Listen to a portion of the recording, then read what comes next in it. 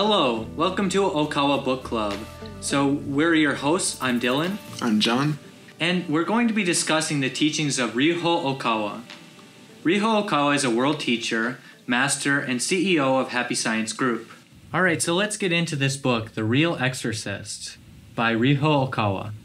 The subheading of this book is Attain Wisdom to Conquer Evil. So you might be wondering, what kind of book is this? I'm going to read from the preface so that you can understand from the author himself what kind of exorcism he teaches. And I quote, "I have taken real stories from my own spiritual battles to compile this textbook. Almost every day, I am approached and confronted by evil spirits, devils, and ikiryo, the combination of the strong thoughts of a living person and that of his or her guardian spirit. Essentially, the right approach is to teach the truth to each spirit and send each one back to heaven. You must discern the primary cause of the spirit's suffering, or the reason why the spirit is maliciously attacking living people. Then, you must logically and rationally refute its argument, and clearly indicate which direction it should go in order to return to heaven. Unless the primary cause is eliminated, exorcism is impossible. To achieve this end, you need to discipline yourself every day.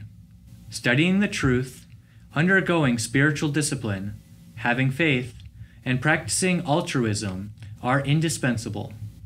If you believe yourself to be someone special and become conceited, or if you are constantly swayed by greed, anger, and delusion, you will not be able to find salvation. The habit of humbly and diligently making efforts will also save you in the spiritual sense."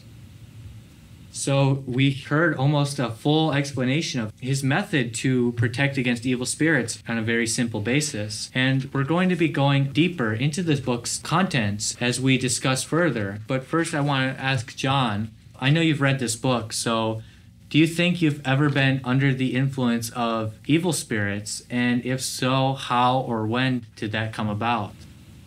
Well, I've had many experiences with negative spirits, and I've certainly witnessed it in many people. I think oftentimes, people, when they have an argument or when they suddenly feel anger or sadness or, variety of feelings that we generally would consider to be negative, or, when arguments erupt and things of that nature, or sometimes even wars, depending on, the nature of the possession. We just think of it in a secular way because in modern contemporary times, that's what's taught to us all. Despite the fact that, there has been parapsychological evidence for things more than physical world. Yeah, so as you mentioned, it's as common as everyday relationship problems, but even more than that. So we find in this book that around 50% of people are under some kind of spiritual influence. And that might be a high number to you, but when you start reading this textbook of spiritual truth, you'll realize how they come in and why they come in. So things like these relationship conflicts, or even cases that people would consider as a mental disturbance or a mental disease, actually these things can be as simple as being possessed by an evil spirit. As old-fashioned as that sounds, it's still happening in the modern day, just as it used to. And most possessions are not as extreme as what you see in the movies. The vast majority of the time, your pictures aren't going to all go flying off the wall in your house and things of that nature. And it's much more subtle. Well, as is explained in the book, the mind essentially acts as an antenna. So what the mind is attuned with is what it will attract from the spiritual world. So if your mind is focusing on negative emotions, then you're going to be more prone to attract spirits who will maintain those negative emotions. That will lead to possession. And the opposite is true also. There is a benevolent possession, so not all spirit possessions are malevolent. And when an exorcism is necessary, it would be in the case of a malevolent spirit possession. Yeah, that's very interesting. So I want to go into that a little deeper, actually.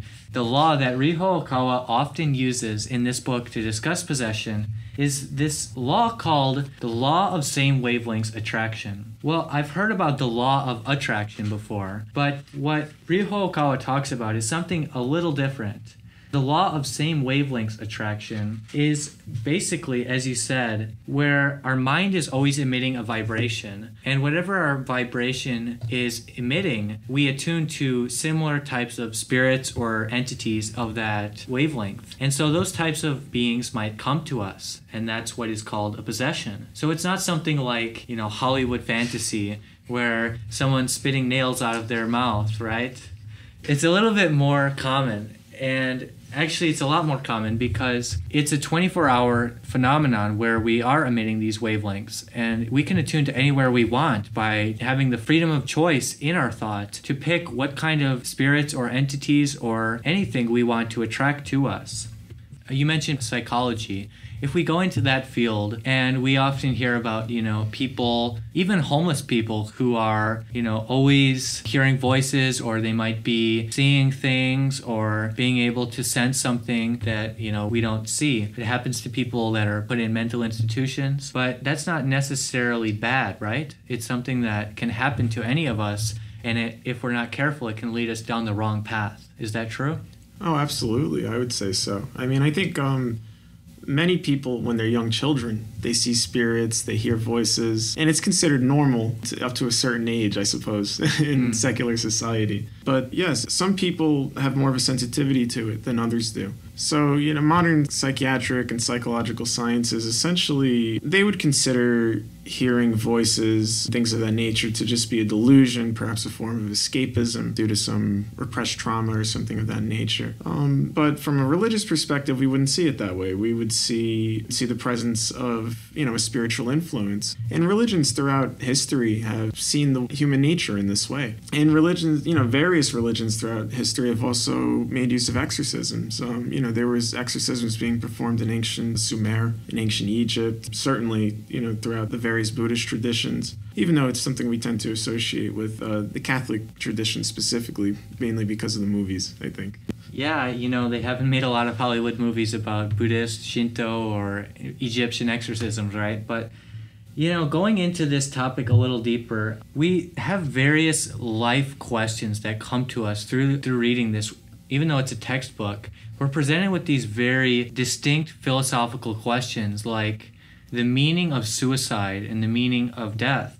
And we hear about things like ghosts and stray spirits that remain on this world even after the physical death of human beings. As I was actually reading through chapter 3, where Riho Okawa talks about lost spirits as well as spiritual possession in real situations, I came to this kind of philosophical question of what is death? And does death mean when the heart stops beating?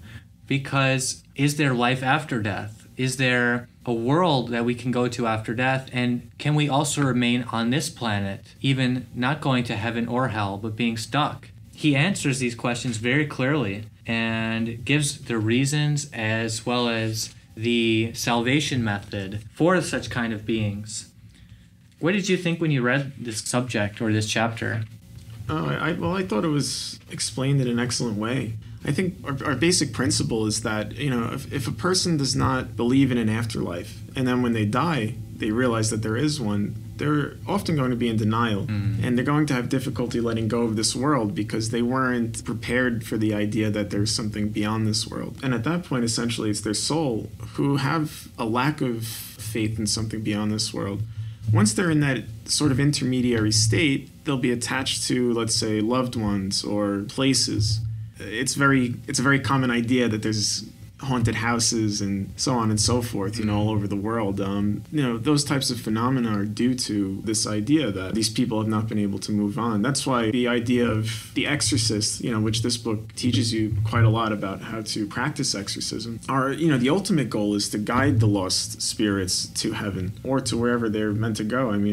Because when they linger around here for too long, they'll have some type of influence on the people around them, whether it's their loved ones or whether it's, if they're stuck in a certain house, eventually they'll forget even who they were. They'll just sort of be a wandering spirit. So different people move into a house, and then when they become increasingly frustrated, that's when they will cause dissent, tensions will rise, and most people will really not have any idea why that is happening, and they'll attribute it to things completely unrelated.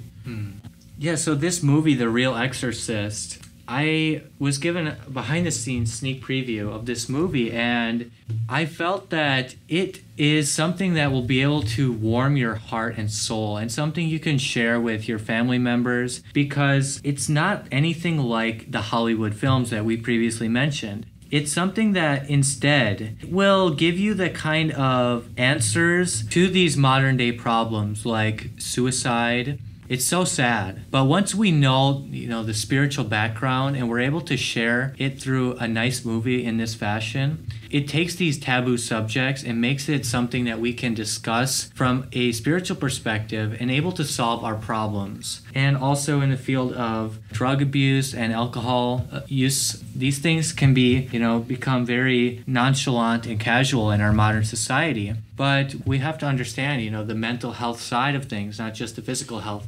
I know you are involved in the mental health field. That's right, yeah. So from your perspective, I'm sure you've seen many people, in these dire situations. So how do you think this movie would be able to help them? For me, one of the best points in this movie was that the main character, who is the main exorcist of the movie, is just a normal person. It's not a priest who, in Catholicism, you'd have to get permission from the Vatican. It could take months before anything even happens. This is just a normal person. She works in a cafe. And gradually throughout the story, as the movie commences, the cases of exorcism become increasingly complex and difficult until toward the end, she has to battle with what would be called a devil, which is a very powerful, malevolent spirit. And you see the power of that spirit gradually taking possession over another character throughout the movie and causing feelings like jealousy and greed and, essentially attuning that person's mind to lower vibrations. I think that as concerns mental health, if people see this movie and they are open to the spiritual reality of things, then I think that it can give them a sense of hope that they're not powerless in this and that there's something they could do. And, as you mentioned earlier, the El Cantare fight ritual of exorcism, I mean, you see that in the movie, and I think it does a great job of depicting how powerful it is, and that's something that's just shared with the world now, that, any person could do that. Also, you have to think of how in modern psychology we consider most things to be essentially neurological. And, the brain is essentially, and the entire body can be understood as a type of medium or vessel through which subtler influences take action or, are mediated through. So the answer is, and there may be certain issues that people have that aren't necessarily possession, but a lot of the time, 50% of the time, on average, it is the case that there is some type of spiritual influence. People are experiencing maladaptive tendencies or, an internal suffering, depression, anxiety, and a lot of the time, people will spend a long period of time trying to find the solution to it and trying to find the reasons for it, when in reality, it's something that could be conquered relatively quickly if they're able to take on a spiritual perspective. It's something that all of us can learn how to do and eventually master through our experience. And once we do so, we're able to help other people stay away from these things like suicide, depression, drug abuse, and things like that. And it becomes like a modern day force of purification for the world and for society, which I think we all agree that we need right now more than ever, the way things are going. The book kind of equates these modern issues into the religious perspective of truth, and then the movie shows us in an entertaining and explanatory way how we can live these, proper lives. So I highly recommend both of them.